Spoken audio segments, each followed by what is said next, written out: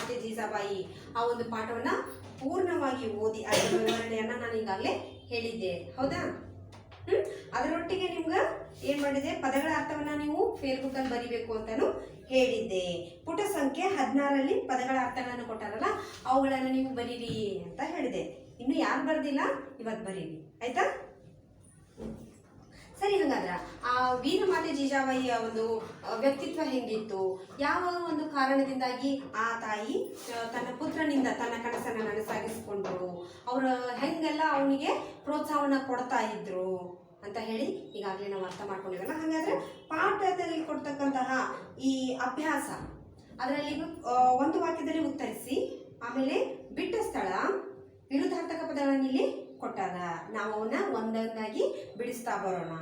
ಸರಿ, ಒಂದೊಂದು ವಾಕ್ಯದಲ್ಲಿ ಉತ್ತರಿಸಿ. ನಾ ಮತ್ತೊಮ್ಮೆ ಹೇಳ್ತಿದ್ದೀವಿ ಮಕ್ಕಳೇ, ಏನ್ ಮಾಡ್ರಿ, ಪದಗಳ ಅರ್ಥವನ್ನ ನೀವು ಫೇಸ್ಬುಕ್ ಅಲ್ಲಿ ಬರಿಬೇಕು, ಆಯ್ತಾ? ಇದೆಲ್ಲ ಹಿಂದಿನ ಒಂದು ಪಾಠವನ್ನ ಪುನರಾವರ್ತಿಸಲು ನಾನು ಇಷ್ಟೆಲ್ಲ ಪಿಟಿಕೆಯನ್ನ ಹಾಕಬೇಕಾಯ್ತು. ಹಾಗಾದ್ರೆ ಇವತ್ತಿನ ತರಗತಿಯನ್ನ ಪ್ರಾರಂಭಿಸುವ ಮುನ್ನ ಒಂದು ವಚನವನ್ನ ಹೇಳ್ತೀನಿ, ನೀವು ಸಹ ಆ ವಚನವನ್ನ ಬಾಹ್ಯಾಟ್ ಮಾಡಬೇಕು. ಯಾವುದಪ್ಪ ವಚನ ಹೇಳೋಣ? ತಂದೆ ನೀನು, ತಾಯಿ ನೀನು, ಬಂಧು ನೀನು, ಬಳಗ ನೀನು, ನೀನಲ್ಲದೆ ಮತ್ತಾರು ಇಲ್ಲವಯ್ಯ ಕೂಡಲ ಸಂಗಮ ದೇವ, ಹಾಲಲ್ಲದ್ದು ನೀರಲ್ಲದ್ದು ನಿಮ್ಮ ಧರ್ಮವದು, ಶರಣ ಸತಿ ಲಿಂಗಪತಿ. ಸರಿ, ಹಾಗಾದ್ರೆ ಪುಟ ಸಂಖ್ಯೆ 16ನ್ನ ತೆಗೆಯಿರಿ ವಿದ್ಯಾರ್ಥಿಗಳೇ. ಮೊದಲಿಗೆ ಒಂದು ವಾಕ್ಯದಲ್ಲಿ ಉತ್ತರಿಸಿ. ತಾಯಿಗೆ ಮಗ ಏನೆಂದು ಹೇಳಿದ? ತಾಯಿ ಮಗನನ್ನ ಕರೆಸಿದ್ಲಲ್ಲ, ಕರೆಸಿಂದ ಮಗ ಬಂದು ಏನ್ ಮಾಡ್ದ, ಪ್ರಣಾಮಗಳನ್ನ ಅವಳ ಪಾದಕ್ಕೆ ನಮಸ್ಕರಿಸಿ ಏನಂತ ಕೇಳಿದ್ರು ಅವರು? ಶಿವಾಜಿ, ತಾಯಿ ನನ್ನಿಂದ ಏನಾಗಬೇಕಿದೆ ಏನಂತ ಕೇಳಿದ್ರು ಅವರು? ನನ್ನ ಕರೆಸಿದ ಉದ್ದೇಶವೇನು, ನನ್ನಿಂದ ಏನಾಗಬೇಕಾಗಿದೆ ಅಂತ ಕೇಳಿದ್ನು. ಯಾರು? ಮಗ. ಆಮೇಲೆ ಕೊಂಡಾರನ ದುರ್ಗ ಯಾರ ವಶದಲ್ಲಿತ್ತು? ಕೊಂಡಾರನ ದುರ್ಗ ಯಾರ ವಶದಲ್ಲಿತ್ತು? ಮೊಘಲರ ವಶದಲ್ಲಿತ್ತು, ಹೌದಾ? ಯಾರ ವಶದಲ್ಲಿತ್ತು? ಪುಟ ಸಂಖ್ಯೆ ತೆಗೀರಿ. ಯಾರ ವಶದಲ್ಲಿತ್ತು? ಮೊಘಲರ ಒಂದು ಆಳ್ವಿಕೆ ಒಂದು ವಶದಲ್ಲಿತ್ತು. ಜೀಜಾಬಾಯಿಯ ತಂದೆ ಹೆಸರೇನು? ಲಕೋಜಿ ಜಾಧವ್ ರಾವ್, ಹೌದಾ? ಅವರ ಮಗಳಾಗಿ ಜೀಜಾಬಾಯಿ ಜನಿಸಿದ್ರು. ಯಾವಾಗ? 1594ರಲ್ಲಿ. ನಂತರ ಶಿವಾಜಿಯ ಗುರುವಿನ ಹೆಸರೇನು? ದಾದಾಜಿ ಕೊಂಡದೇವ ಅಲ್ಲ, ದಾದಾಜಿ ಕೊಂಡದೇವ. ಮತ್ತೊಮ್ಮೆ ಹೇಳ್ತಾ ಇದ್ದೀನಿ ನಾನು. ಪುಟ ಸಂಖ್ಯೆ 17 ಬಿಟ್ಟ ಸ್ಥಳಗಳನ್ನ ಕೊಟ್ಟಿದ್ದಾರಲ್ಲಿ ಹಾಗೂ ಆಯ್ಕೆಗಳನ್ನು ಕೊಟ್ಟಿದ್ದಾರೆ. ಮಹಾಭಾರತ, ಜೀಜಾಬಾಯಿ, ರಾಯಗಢ, ಶಹಜಿ, ರಾಮಾಯಣ. ಹಾಗಾದ್ರೆ ಒಂದೇ ಬಿಟ್ಟ ಸ್ಥಳನ ಉತ್ತರವನ್ನ ಮಾತ್ರ ಇಲ್ಲಿ ಬರಿತಾ ಹೋಗ್ತೀನಿ. ನೀವು ಅದನ್ನ ಟೆಕ್ಸ್ಟ್ ಬುಕ್ ಅಲ್ಲೂ ಹಾಕಬೇಕು ಮತ್ತು ಫೇಸ್ಬುಕ್ ಅಲ್ಲೂ ಹಾಕಬೇಕು. ನಂತರ ನಾನು ಈ ಪ್ರಶ್ನೋತ್ತರಗಳನ್ನ ಕಳಿಸ್ತೀನಿ. ಛತ್ರಪತಿ ಶಿವಾಜಿಯ ತಾಯಿಯ ಹೆಸರೇನು? ಏನಪ್ಪಾ? ಜೀಜಾಬಾಯಿ.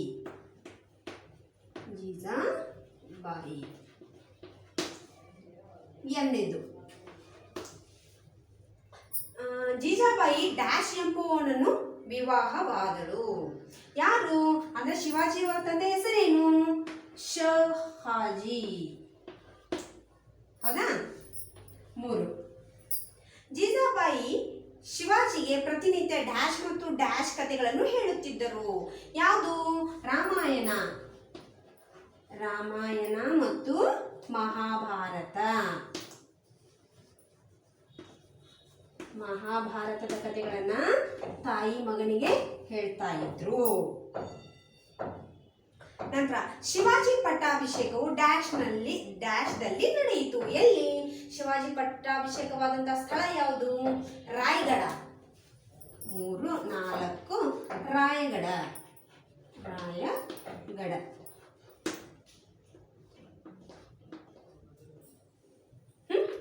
ನಂತರ ಕೊಟ್ಟಿರುವ ಪದ ಗಮನಿಸಿ ವಿರುದ್ಧಾರ್ಥಕ ಪದ ಬರೆಯಿರಿ. ವಿರುದ್ಧಾರ್ಥಕ ಪದ ಅಂದ್ರೇನು? ಆ ಪದದ ವಿರುದ್ಧವಾಗಿ ಹೇಳ್ತಕ್ಕಂಥದ್ದು. ಈಗ ಮೇಲೆ ಅಂತ ಹೇಳಿದ್ರೆ ಕೆಳಗೆ, ನಡೆ ಅಂತ ಹೇಳ್ತೀವಿ. ಅದೇ ರೀತಿಯಾಗಿ ಇಲ್ಲಿ ಕೊಟ್ಟಿರುವಂತಹ ಪದಗಳು ಧೈರ್ಯ, ಅಧೈರ್ಯ, ಅದಕ್ಕೆ ನಾವು ಅ ಸೇರಿಸಬೇಕು. ಅಧೈರ್ಯ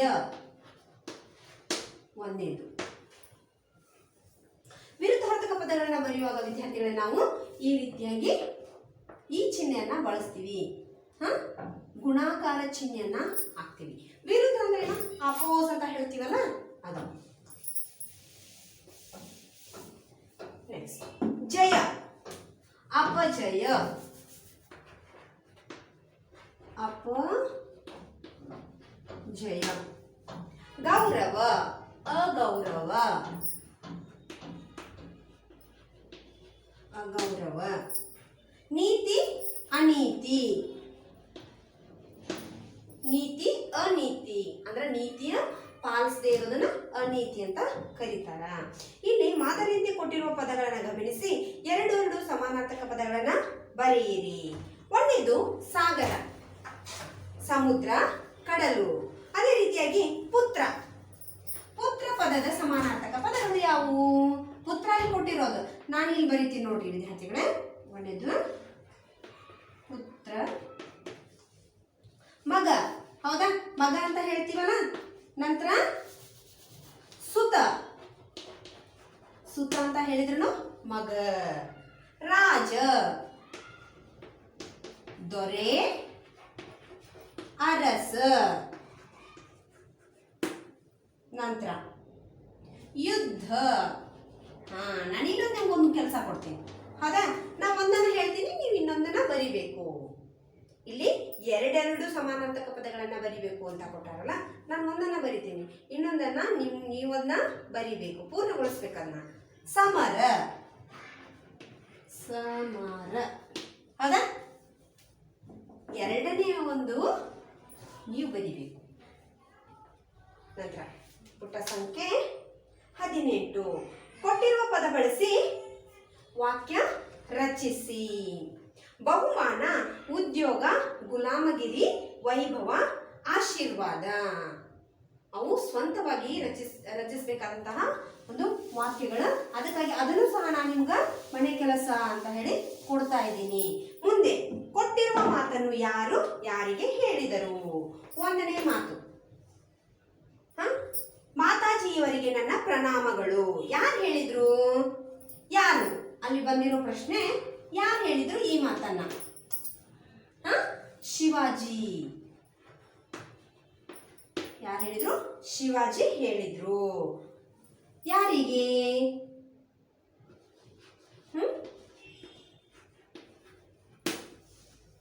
ಯಾರಿಗೆ?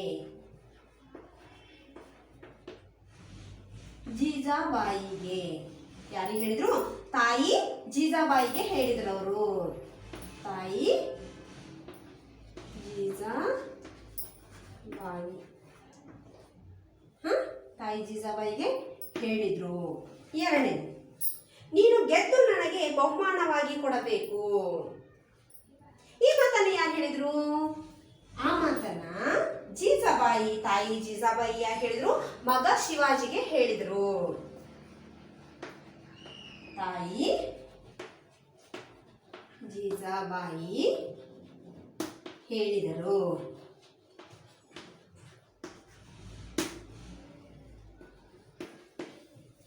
ಯಾರಿಗೆ? ಮಗ ಶಿವಾಜಿಗೆ.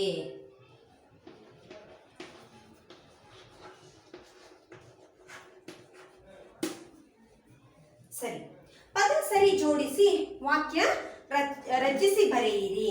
ಇಲ್ಲಿ ಕೊಟ್ಟಿರೋ ಪದ ಸರಿಯಾಗಿಲ್ಲ, ಪದಗಳನ್ನ ಕೊಟ್ಟಾರ ಅದ ಹಿಂದೆ ಮುಂದಾಗಿವು, ಅವುಗಳನ್ನ ನಾವೇನ್ ಮಾಡ್ಬೇಕಾಗಿದೆ ಈಗ ಸರಿ ಮಾಡಿ ಬರಿಬೇಕು. ಇವು ಯಾರು ಯಾರಿಗೆ ಹೇಳಿದರು ಅದನ್ನ ಬರೆಯಿರಿ. ನಿಮ್ಮ ಟೆಕ್ಸ್ಟ್ ಬುಕ್ ಅಲ್ಲಿ ಬರಿಬೇಕು ಮತ್ತು ಫೇರ್ ಬುಕ್ ಅಲ್ಲೂ ಹಾಕಬೇಕು.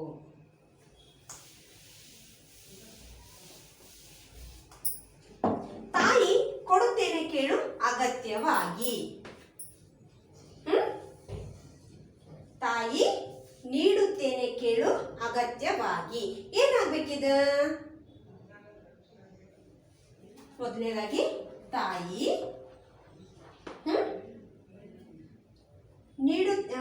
ತಾಯಿ ಕೇಳು ಅಗತ್ಯವಾಗಿ ನೀಡುತ್ತೇನೆ, ನೀಡುತ್ತೇನೆ ಆಗ್ಬೇಕದು. ಈ ಮಾತನ್ನ ಯಾರು ಹೇಳ್ತಾರ? ಶಿವಾಜಿ ತಾಯಿಗೆ ಹೇಳ್ತಾನ. ಅಂದ್ರೆ ಕೊಂಡಾನ ದುರ್ಗವನ್ನ ನನಗ ಬಹುಮಾನವಾಗಿ ಕೊಡ್ಬೇಕಂತ ತಾಯಿ ಯಾವಾಗ ಕೇಳ್ತಾರ ಆ ಸಮಯದಲ್ಲಿ ಈ ಮಾತನ್ನ ಶಿವಾಜಿ ಹೇಳ್ತಾನ. ನಂತರ ಚಾಣಾಕ್ಷ ಜೀಜಾಬಾಯಿ ಹೆಣ್ಣು ಮಗಳು. ಜೀಜಾಬಾಯಿ ಚಾಣಾಕ್ಷ ಹೆಣ್ಣು ಮಗಳು ಅಂದ್ರ ಬುದ್ಧಿವಂತೆ.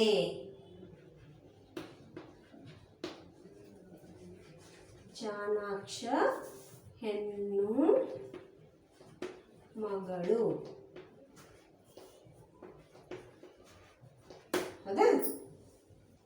ನಂತರ ಮೂರನೇದು, ಪಟ್ಟಾಭಿಷೇಕವು ಅತಿ ಶಿವಾಜಿಯ ನಡೆಯಿತು ವೈಭವದಿಂದ.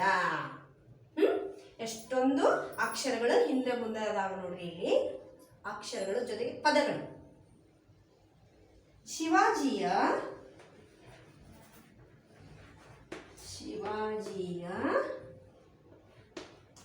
ಪಟ್ಟಾಭಿಷೇಕವು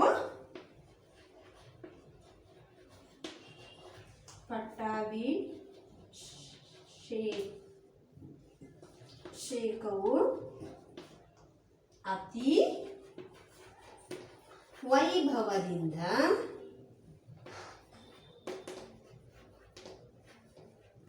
ವೈಭವದಿಂದ ನಡೆಯಿತು. ಈಗ ಈ ಒಂದು ಪದಕ್ಕ ವಾಕ್ಯಕ್ಕ ಅರ್ಥ ಸಿಗ್ತೈತಿ. ಹೌದಾ? ಇಲ್ಲಿ ಪದಗಳ ಹಿಂದೆ ಮುಂದೆ ಇದ್ದಿದ್ದಾಗಿ ಅವು ಪೂರ್ಣವಾಗಿ ಅರ್ಥವನ್ನ ಕೊಡ್ತಾ ಇರಲಿಲ್ಲ.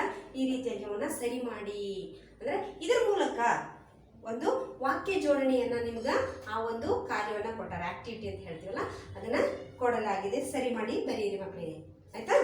ನಂತರ ಮಾದರಿಯಂತೆ ಬರೆಯಿರಿ. ಭಾಷಾ ಚಟುವಟಿಕೆಯಲ್ಲಿ ಬರು ಅಧಿಕ ಅಂತೆ, ಬರುವಂತೆ. ಇಲ್ಲಿ ಅಂತೆಯನ್ನ ಏನ್ ಮಾಡಾರಲ್ಲಿ ಕೂಡ್ಸಾರ. ಅಧಿಕ ಅಂತ ಏನ್ ಹೇಳ್ತೀವಲ್ಲ, ಹೋಗು, ಅಧಿಕ ಅಂತೆ. ಏನ್ ಬರ್ಬೇಕಿಲ್ಲಿ? ಅಲ್ಲಿ ಬರು ಪ್ಲಸ್ ಅಂತೆ ಬರುವಂತೆ ಆಯ್ತು.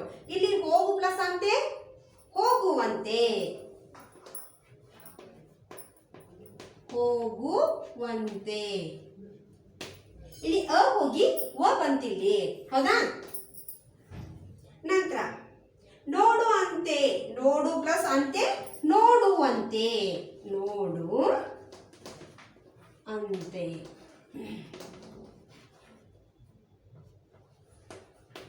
ನೋಡುವಂತೆ.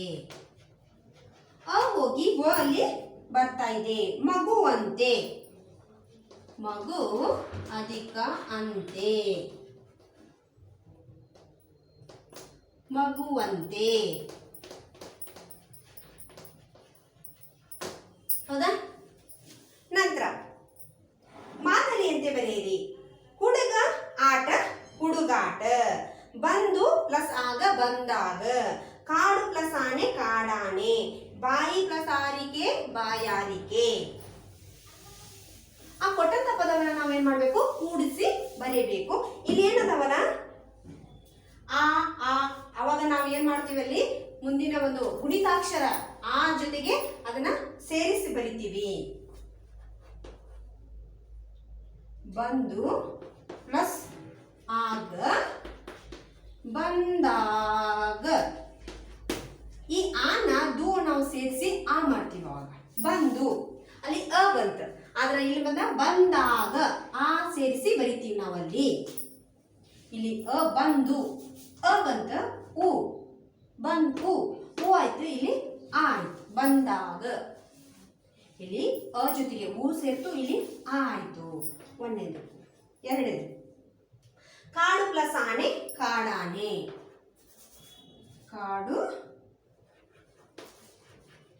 ಪ್ಲಸ್ ಆನೆ ಕಾಡಾನೆ. ಇಲ್ಲಿ ಡ ಆ ಆಗಿ ಪರಿವರ್ತನೆ ಆಯಿತು. ಕಾಡಾನೆ. ಆ ಹೋಗಿ ಡ ಅ ಇತ್ತಲ್ಲ ಆ ಆಯ್ತಲ್ಲಿ. ಮೂರನೇದು ಬಾಯಿ ಪ್ಲಸ್ ಆರಿಕೆ, ಬಾಯಿ ಪ್ಲಸ್ ಆರಿಕೆ, ಬಾಯಾರಿಕೆ. ಇಲ್ಲಿ ಬಾಯಿ ಈ ಹೋಗಿ ಅಲ್ಲಿ ಯಾ ಆಯ್ತು, ಬಾ ಈ ಬಂತಿಲ್ಲಿ ಅಲ್ಲಿ ಯಾ, ಬಾಯಾರಿಕೆ. ಅದನ್ನ ಬರೆದುಕೊಳ್ತಾ ಇದ್ರಲ್ಲ ಮಕ್ಕಳೇ. ನಂತರ ಕೊಟ್ಟಿರುವ ಪದಗಳನ್ನ ಗಮನಿಸಿ ಓದು. ಪದೇ ಪದೇ, ಸಣ್ಣ ಸಣ್ಣ, ಓಡಿ ಓಡಿ, ಜುಳು ಜುಳು, ಸರಸರ, ಇವೆಲ್ಲ ಏನ್ ಹೇಳ್ತಾರ? ದ್ವಿರುಕ್ತಿಗಳು ಅಂತ ಹೇಳ್ತಾರೆ. ಒಂದನ್ನ ಪದೇ ಪದೇ ಹೇಳೋದಕ್ಕೆ ದ್ವಿರುಕ್ತಿಗಳು ಅಂತ ಹೇಳ್ತಾರೆ. ಮುಂದಿನ ತರಗತಿಯಲ್ಲಿ ನೀವು ಇದರ ಬಗ್ಗೆ ಹೆಚ್ಚಿಗೆ ಅಭ್ಯಾಸವನ್ನ ಮಾಡ್ತೀರಿ. ಆದ್ರೆ ಇವುಗಳಿಗೆ ಹೇಳೋದಂತಂದ್ರೆ ದ್ವಿರುಕ್ತಿಗಳು ಜೊತೆ ಜೊತೆಗೆ, ಅಂದ್ರೆ ಒಂದನ್ನೇ ಎರಡೆರಡು ಸಲ ಹೇಳೋದು. ದ್ವಿ ಅಂತಂದ್ರೆ ಏನು? ಎರಡು. ಹಾಗಾಗಿ ಅದನ್ನ ಪದೇ ಪದೇ ಹೇಳೋದಕ್ಕಾಗಿ ದ್ವಿರುಕ್ತಿ. ನಂತರ ಇಲ್ಲಿ ಗಾದೆಗಳನ್ನ ಕೊಟ್ಟಾರ, ಅವನ್ನ ಪೂರ್ಣ ಮಾಡಬೇಕು. ಅದರೊಟ್ಟಿಗೆ ಅಲ್ಲಿ ಏನ್ ಮಾಡಾರ? ಅವುಗಳನ್ನ ಅಂದ್ರೆ ಉತ್ತರಗಳನ್ನು ಸಹ ಕೊಡಲಾಗಿದೆ. ಅದರ ಸರಿಯಾದನ್ನ ಆರಿಸಿ ನೀವು ಖಾಲಿ ಬಿಟ್ಟಿರ್ತದ ಜಾಗದಲ್ಲಿ ಬರಿಬೇಕು. ಫಸ್ಟ್ ಮೊದಲನೇದು ತಾಳಿದವರು. ಇಲ್ಲಿ ಪರರಿಗೆ ಉಪಕಾರಿ, ಬಾಳಿಯಾರು, ಮೌನ ಬಂಗಾರ, ಬಾಯಿ ಮೊಸರು. ಈ ಒಂದು ವಾಕ್ಯದ ಅರ್ಧ ಭಾಗವನ್ನಲ್ಲಿ ಕೊಡಲಾಗಿದೆ. ತಾಳಿದವರು, ಬಾಳಿಯಾರು. ಅಂದ್ರೆ ನಿಧಾನವಾಗಿ, ಅಂದ್ರೆ ಯಾವುದೇ ರೀತಿಯ ಅವಸರಗಳನ್ನ ಮಾಡದೆ, ಯಾವುದನ್ನ ತಡೆದುಕೊಳ್ತಾರಲ್ಲ ನಿಧಾನಿಸಿ, ಅಂದ್ರೆ ತಾಳ್ಮೆಯಿಂದ ಇರ್ತಾರಲ್ಲ, ಅವರು ಯಾವಾಗ್ಲೂ ಬಾಳಿಯಾರು. ಅಂದ್ರೆ ಇವತ್ತಿಲ್ಲ ನಾಳೆ ಅವರಿಗೆ ಒಂದು ಯಶಸ್ಸು ಸಿಕ್ಕೇ ಸಿಗ್ತೈತಿ. ಅವಸರವನ್ನ ಯಾವುದಕ್ಕೂ ಆ ಕೆಲಸ ಆದ ತಕ್ಷಣ ಅದರ ಫಲವನ್ನ ಅಪೇಕ್ಷಿಸಬಾರದು, ತಾಳ್ಮೆ ಇರಬೇಕು ಅನ್ನೋದೇ ಈ ಒಂದು ಗಾದೆಯ ಅರ್ಥ. ತಾಳಿದವರು ಬಾಳಿಯಾರು. ಎಷ್ಟೊಂದು ಸಹನೆಯಿಂದ ಇರ್ತಾರಲ್ಲ, ಅವ್ರಿಗೆ ಮುಂದೊಂದು ದಿನ ಒಳ್ಳೇದಾಗೇ ಆಗ್ತೈತಿ ಅನ್ನುವಂಥದ್ದು. ನಂತರ ಕೈ ಕೆಸರಾದರೆ ಬಾಯಿ ಮೊಸರು. ಹೌದಾ? ಬಾಯಿ ಮೊಸರು. ನಾನಿಲ್ಲಿ ಉತ್ತರವನ್ನ ಮಾತ್ರ ಬರ್ತೀನಿ. ನೀವು ನಿಮ್ಮ ಟೆಕ್ಸ್ಟ್ ಬುಕ್ ಅಲ್ಲಿ ಪುಟ ಸಂಖ್ಯೆ 19 ನೋಡಿ, ಅದರಲ್ಲಿ ಕೊಟ್ಟಿದೆ. ಅದ್ರ ಮುಂದೆ ಈಗ ಕೊಟ್ಟಿರ್ತಕ್ಕಂಥ ಅರ್ಧ ಭಾಗವನ್ನ ಇಲ್ಲ, ಅಲ್ಲಿ ಅರ್ಧ ಭಾಗ ನೀವು ಬರಿಬೇಕು. ನಾನಿಲ್ಲಿ ಉತ್ತರಗಳನ್ನ ಬರ್ತೀನಿ, ಅದನ್ನ ನೋಡಿ ಬರೆಯಿರಿ. ಕೈ ಕೆಸರಾದರೆ ಬಾಯಿ ಮೊಸರು ಅಂದ್ರೆ ನಾವು ಕೆಲಸ ಮಾಡಿದಾಗ, ಏನೋ ಕೆಲಸ, ಅಯ್ಯೋ ನನ್ನ ಕೈಯೆಲ್ಲ ಹೊಲಸಾಗ್ತೈತಪ್ಪ, ಕೆಸರಾಗ್ತೈತಪ್ಪ ಅಂತ ಹೇಳಿದ್ರೆ ಅದು ನಮ್ಗೆ ಊಟಕ್ಕೆ ಸಿಗೋದಿಲ್ಲ. ಈಗ ಅಂದ್ರೆ ಉದಾಹರಣೆಗೆ ಅಂದ್ರೆ ರೈತರು ಅಲ್ಲಿ ಭೂಮಿಯೊಳಗೆ ಅವ್ರು ಕೆಲಸ ಮಾಡದೇ ಇದ್ರೆ ನಮಗೆಲ್ಲ ಆಹಾರ ಸಿಗೋದಿಲ್ಲ. ಅದಕ್ಕೆ ಕೈ ಕೆಸರಾದರೆ ಅವರಲ್ಲಿ ಕೈ ಕೆಸರು ಮಾಡ್ಕೊಂಡಿದ್ದಕ್ಕಾಗಿಯೇ ನಮಗೆ ನಾವೇನ್ ಮಾಡ್ತೀವಿ? ಊಟ ಮಾಡ್ತೀವಲ್ಲ, ಅದೇ ಬಾಯಿ ಮೊಸರು. ಮಾತು ಬೆಳ್ಳಿ. ಮೂರನೇದು ಮಾತು ಬೆಳ್ಳಿ, ಮೌನ ಬಂಗಾರ. ಮೌನ ಬಂಗಾರ. ಇದರ ಅರ್ಥ, ಮಾತು ಜಾಸ್ತಿ ಮಾತಾಡಿದ್ರ ಅದಕ್ಕೆ ಬೆಳ್ಳಿಗೆ ಇರ್ತಕ್ಕಂಥ ಬೆಲೆ ಸಿಗ್ತೈತಿ, ಮೌನವಾಗಿದ್ರೆ ಅದಕ್ಕೆ ಬಂಗಾರಕ್ಕೆ ಇರ್ತಕ್ಕಂಥ ಬೆಲೆ ಸಿಗ್ತೈತಿ. ಬಂಗಾರದ ಬೆಲೆ ಜಾಸ್ತಿನೋ ಬೆಳ್ಳಿ ಬೆಲೆ ಜಾಸ್ತಿನೋ? ಬಂಗಾರಕ್ಕೆ ಬೆಲೆ ಜಾಸ್ತಿ ಅಲ್ಲ, ಅದಕ್ಕಾಗಿ ಹೆಚ್ಚಿಗೆ ಮಾತಾಡಬಾರ್ದು ಅನ್ನುವಂಥ ಒಂದು ಅರ್ಥವನ್ನ ಈ ಗಾದೆ ಕೊಡ್ತೈತಿ.